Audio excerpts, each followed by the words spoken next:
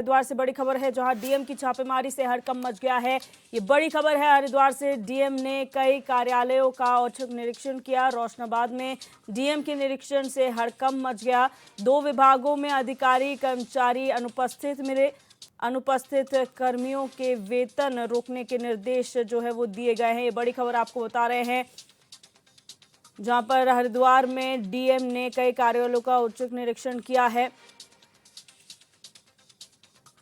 और अनुपस्थित न रहने के सख्त आदेश दिए गए हैं।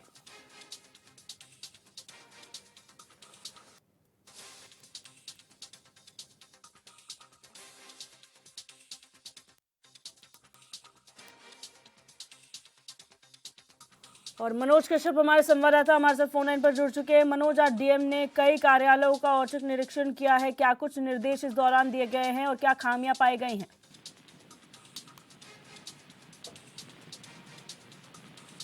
मनोज, आप सुन पा रहे हैं मुझे?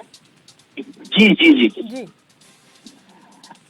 बिल्कुल, देखिए दिव्या, लगातार हम देखते हैं कि अक्सर जो सरकारी विभाग होते हैं वहां के जो अधिकारी होते हैं, कर्मचारी होते हैं, वो समय से अपने कार्यालय में नहीं पहुंचते, जिस वजह से जो आम जनमानस होते हैं उनको काफी दिक्कत परेशानियों का सामना करना पड़ता है। ऐसी लगातार शिकायत मिल रही थी कि कुछ विभाग ऐसे जहाँ पे अधिकारी और कर्मचारी समय से नहीं पहुंचते हैं, जिसको लेकर हरिद्वार जिलाधिकारी कविंदर सिंह ने छापेमारी की है, जिससे तमाम जो विभाग के अंदर हड़कंप मच गया है। और यहाँ पे जो जिलाधिकारी है उन्होंने निरीक्षण किया कि अलग अलग विभागों का, ग्रामीण निर्माण विभाग और विद्युत वितरण खंड का भी यहाँ पे निरीक्षण किया गया था, जिसमें से कुल 19 अधिकारी व कर्मचारी अनुपस्थित पाए गए थे। जिलाधिकारी ने तमाम उन अधिकारियों कर्मचारियों के का जो अनुपस्थित थे उनके वेतन पर रोक लगा दी, उनसे स्पष्टीकरण भी मांगा गया थी कि किस वजह से जो है कार्यालय में नहीं पहुंचे गए थे। हालांकि अगर स्पष्टीकरण में कोई संतोषजनक जवाब नहीं आता तो ऐसे अधिकारियों कर्मचारियों के खिलाफ जो है जिलाधिकारी के द्वारा कार्रवाई भी की जाएगी, क्योंकि हमने देखे कि लगातार ही कहीं ना कहीं जो सरकारी विभाग होते हैं, उनके जो कर्मचारी होते हैं वो अपनी ड्यूटी की कहीं ना कहीं लापरवाही करते हुए दिखाई देते हैं, जिसको लेकर यहाँ पे जिला अधिकारी अब सख्त दिखाई दे रहे हैं। जी भैया, कितने ऐसे विभाग हैं जहां पर अधिकारी कर्मचारी अनुपस्थित पाए गए हैं?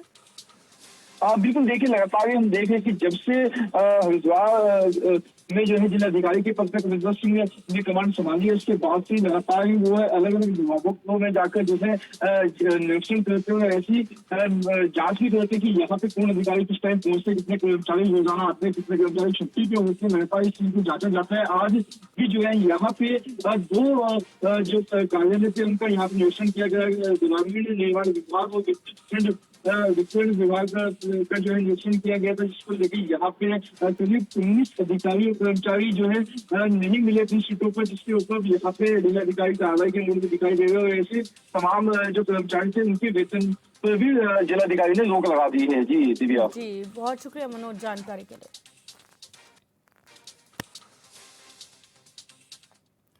मुख्यमंत्री पुष्कर सिंह धामी आज उधम सिंह नगर दौरे पर रहे, जहां सीएम ने पंतनगर में जीबी पंत कृषि और प्रौद्योगिकी विश्वविद्यालय के 116वें अखिल भारतीय किसान मेले और कृषि उद्योग प्रदर्शनी 2024 का उद्घाटन किया। साथ ही सीएम ने कार्यक्रम को संबोधित भी किया। आपको बता दें कि ये मेला 4 दिनों तक विश्वविद्यालय परिसर में चलेगा, जिसमें देश के कोने कोने से आए किसान हिस्सा लेंगे। साथ ही मेले में उन्नत बीज, आधुनिक कृषि यंत्र, पेड़ पौधों की भी बिक्री की जाएगी।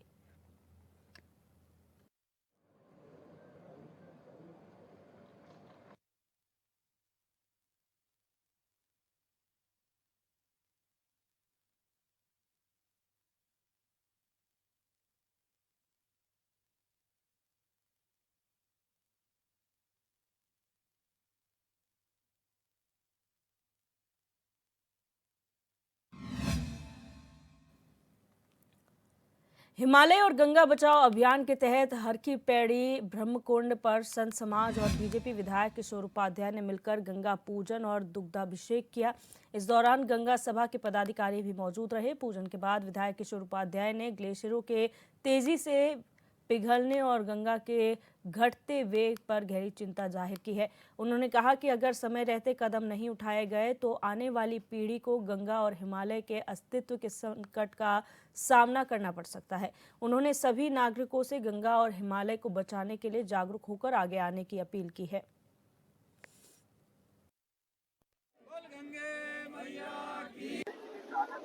उस दिन हम चेतन ज्योति आश्रम में हमारे परम पूज्य बाबा हठ योगी जी के सानिध्य में चर्चा हो रही थी ऐसे ही, और उसमें ऋषि शिवानंद जी से लेकर के हमारे नितिन जी से लेकर के सत्यनारायण जी, आज जो हम नहीं कह रहे, ये वैश्विक वैज्ञानिक कह रहे हैं कि अगले एकाध दशक में हिमालय पर एक बूंद बर्फ नहीं बचेगी। तो आप ये सोचिए, इसमें मीडिया की सबसे बड़ी भूमिका है।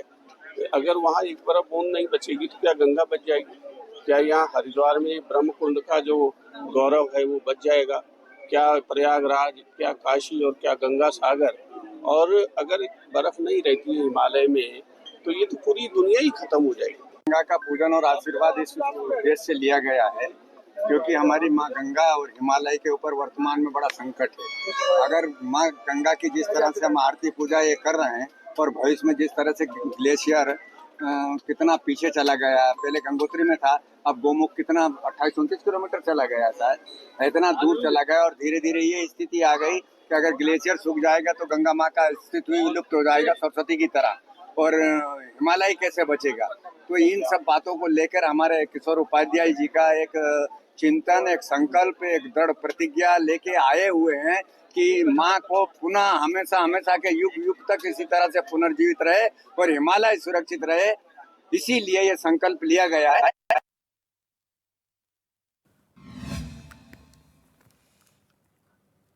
उत्तराखंड बीजेपी के सदस्यता अभियान का पहला चरण संपन्न हो चुका है। 2 सितंबर से 25 सितंबर तक चले इस सदस्यता अभियान में बीजेपी ने 14 लाख से ज्यादा नए सदस्य पार्टी में जोड़े हैं, जिसके बाद अब बीजेपी सदस्यता अभियान का दूसरा चरण शुरू हो गया है। सदस्यता अभियान का दूसरा चरण 2 अक्टूबर से 15 अक्टूबर तक चलेगा।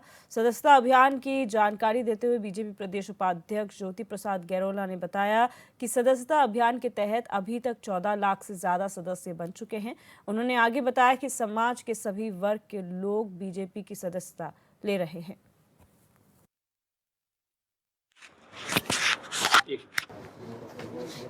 भारतीय जनता पार्टी उत्तराखंड प्रदेश ने अभी तक जो कल तक की रिपोर्ट आई है 15.5 लाख लगभग हमारे सदस्य बन गए हैं, और अभी ऑफलाइन डाटा हमारा आ रहा है और आज तक मुझे लगता है कि हम 16 लाख के लक्ष्य को पार कर लेंगे। और भारतीय जनता पार्टी के सभी कार्यकर्ता, सभी जनप्रतिनिधि इस अभियान को सफल बनाने में जुटे हुए हैं। समाज के सभी वर्ग भारतीय जनता पार्टी की सदस्यता की ओर आकर्षित हो रहे हैं, सदस्यता ले रहे हैं, और मुझे लगता है कि आने वाले समय में जो हमने प्रदेश का लक्ष्य निर्धारित किया है उस लक्ष्य को प्राप्त कर लेंगे। पुरानी पेंशन योजना को लेकर सियासत थमने का नाम नहीं ले रही है। पुरानी पेंशन योजना को लेकर भारतीय जनता पार्टी जहां कांग्रेस पर कर्मचारियों में भ्रम फैलाने का आरोप लगा रही है, तो वहीं कांग्रेस प्रदेश उपाध्यक्ष मथुरा दत्त जोशी का कहना है कि अगर कांग्रेस भ्रम फैला रही है तो बीजेपी को बताना चाहिए कि नई पेंशन योजना के क्या लाभ है। पुरानी पेंशन में कर्मचारियों को सामाजिक सुरक्षा मिलती थी, रिटायर्ड कर्मचारी और उसके परिवार को पूरी सुरक्षा मिलती थी, सरकार उन्हें पैसे देती थी। उन्होंने कहा कि नई पेंशन स्कीम कर्मचारियों का शोषण करने की योजना है, साथ ही उनके हितों पर कुठाराघात करने का काम है। कर्मचारियों को मिलने वाली सामाजिक सुरक्षा को भी बीजेपी सरकार ने खत्म करने का काम किया है।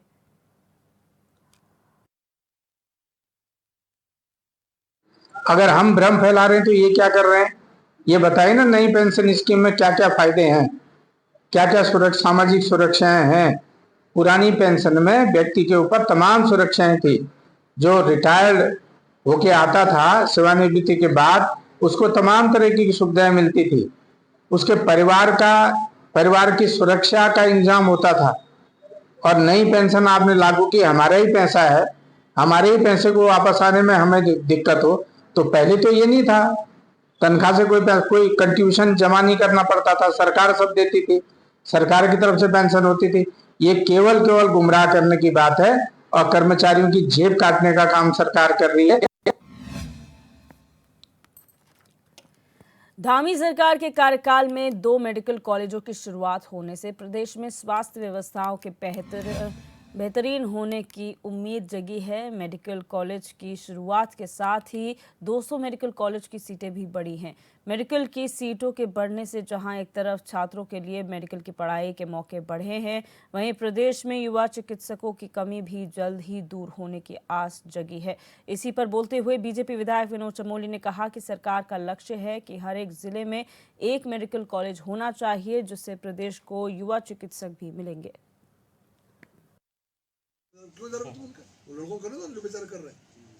आज प्रदेश की जो समस्या है, जो हेल्थ सेक्टर में जो हमें सब दिक्कतें आ रही हैं, वो यही आ रही है कि हमारे पास दक्ष चिकित्सक नहीं है, हमारे पास डॉक्टर्स नहीं है प्रॉपर। तो उन डॉक्टर्स की संख्या, अगर हमारे ज्यादा डॉक्टर निकलेंगे तो ज्यादा डॉक्टर हमको उपलब्ध हो पाएंगे। तो आने वाले समय में जो दिक्कतें हमारे सामने हेल्थ सेक्टर में है, उसका भी समाधान हो पाएगा। हमको पहाड़ों पर नौजवान बच्चे हमारे डॉक्टर बनकर जाएंगे और वहाँ के लोगों की सेवा कर पाएंगे। तो एक बड़े लंबे समय से जिसका इंतजार था, आज धीरे धीरे हम उसकी पूर्ति करते जा रहे हैं, उसके लिए आगे बढ़ रहे हैं। ये भी एक बड़ा काम हो रहा है, पूरे देश के अंदर हो रहा है। एम्स की संख्या बढ़ रही है, मेडिकल सीटें जगह जगह बढ़ रही हैं। पूरे देश में एक अभियान चल रहा है कि हम पूरे हर जिले में एक मेडिकल कॉलेज बनाए। तो हेल्थ सेक्टर में बहुत बड़े स्तर पर काम हो रहा है। धर्मनगरी हरिद्वार में बरसात के बाद डेंगू का डंक अपना प्रभाव दिखाने लगा है, जहां 47 मरीजों की एलाइजा जांच रिपोर्ट में डेंगू के एक साथ 3 नए मरीज सामने आए हैं, जिनका इलाज उनके घर पर ही किया जा रहा है। आपको बता दें कि मरीजों का आंकड़ा 10 के पार पहुंचकर 12 हो चुका है। हालांकि स्वास्थ्य विभाग की तरफ से लोगों को जागरूक करने के साथ ही डेंगू का लार्वा भी नष्ट किया जा रहा है।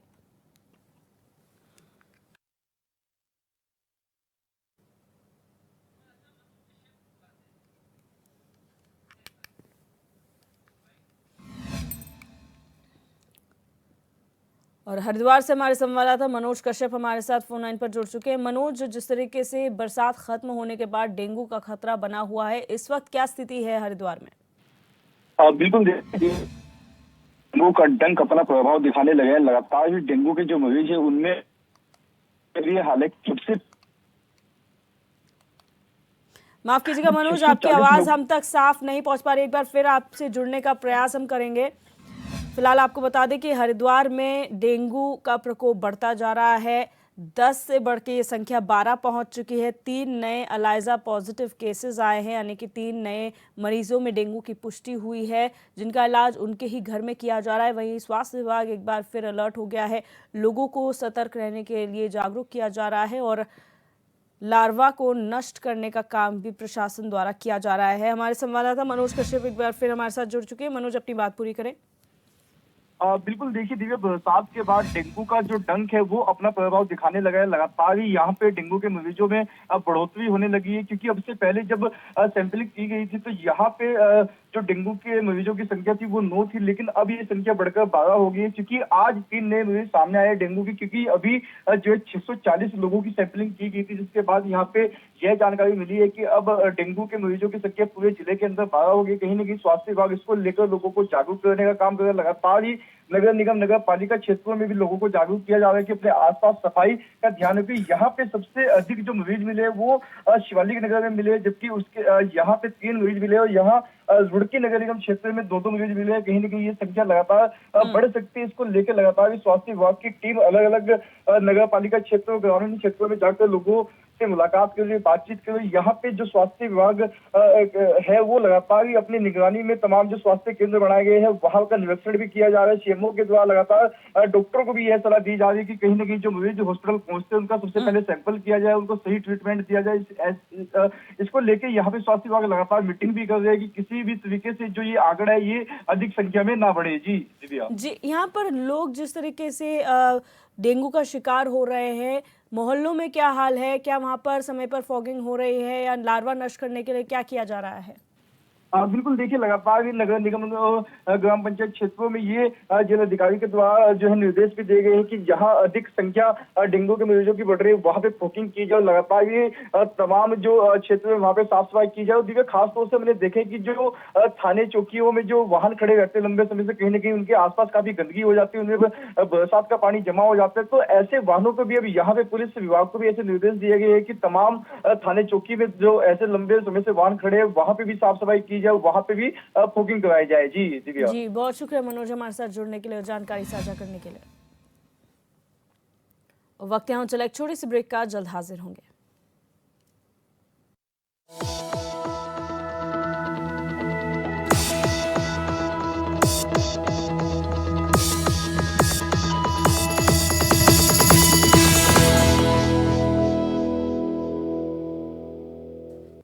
ब्रेक के बाद आप सभी का एक बार फिर से स्वागत है। बढ़ते आगे, हरिद्वार शहर की जर्जर सड़कों और गड्ढों को लेकर कांग्रेस कार्यकर्ताओं ने बीजेपी सरकार के खिलाफ जोरदार प्रदर्शन किया। कांग्रेस नेताओं और कार्यकर्ताओं ने हरिद्वार की सड़कों में बने गड्ढों में खड़े होकर विरोध जताया और सरकार के खिलाफ नारेबाजी की। प्रदर्शन के दौरान कांग्रेस कार्यकर्ताओं ने सरकार पर भ्रष्टाचार और कमीशनखोरी का आरोप भी लगाया। कार्यकर्ताओं का कहना है कि बार बार सड़कों की हालत खराब हो जाती है, जिसकी वजह से स्थानीय लोगों को भी काफी परेशानियों का सामना करना पड़ता है। प्रदर्शनकारियों का कहना था कि डबल इंजन की सरकार केवल भ्रष्टाचार को बढ़ावा दे रही है। सरकार की ऐसी लापरवाही से दुर्घटनाओं का भी खतरा बढ़ता जा रहा है।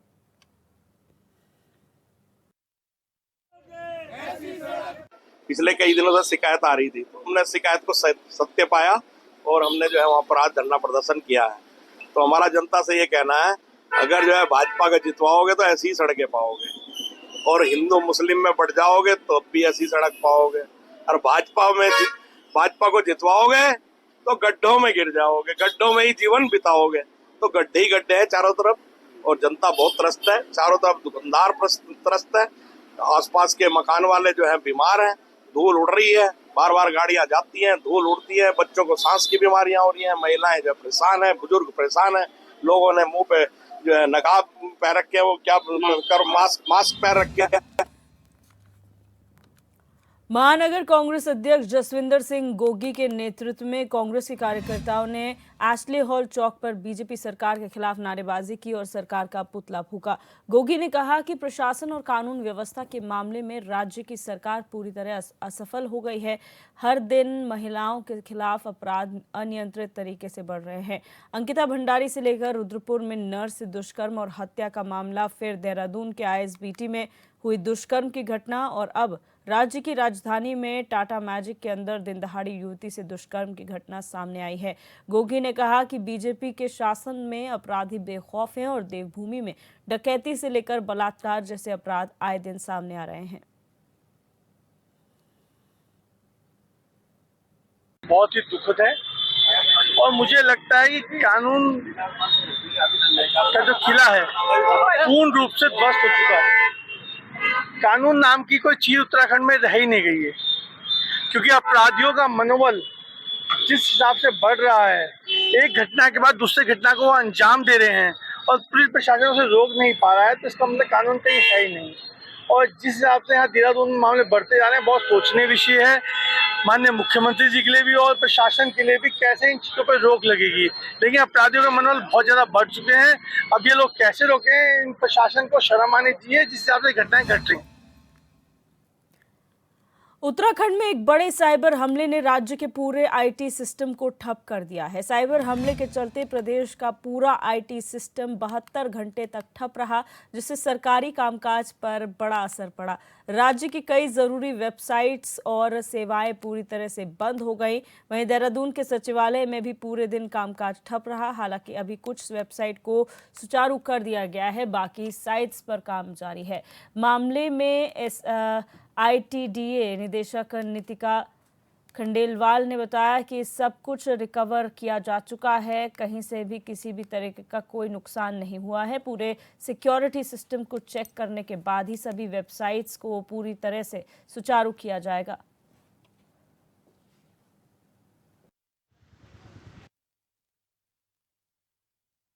एज सच मैं इस पर कुछ नहीं बोल रही थी, क्योंकि हमें पता ही नहीं, हमारा एनालिसिस नहीं हुआ है। ये हमारे सिस्टम्स पे है, उसकी स्कैनिंग में हमें पता चला। टचवुड इन्फेक्टेड कुछ नहीं है, बट वो जब हम लॉग एनालिसिस अब करेंगे तो जो आप कह रहे हैं कि कहीं से कोई ऐसा सोर्स है, कोई बाहर से है, वो तभी हमें पता चल पाएगा। उससे पहले मैं कुछ नहीं, वी कांट से दैट, क्योंकि अभी तक अभी हम ये भी नहीं कर सकते। किस तरीके का वायरस जिसने इन्फेक्ट किया है?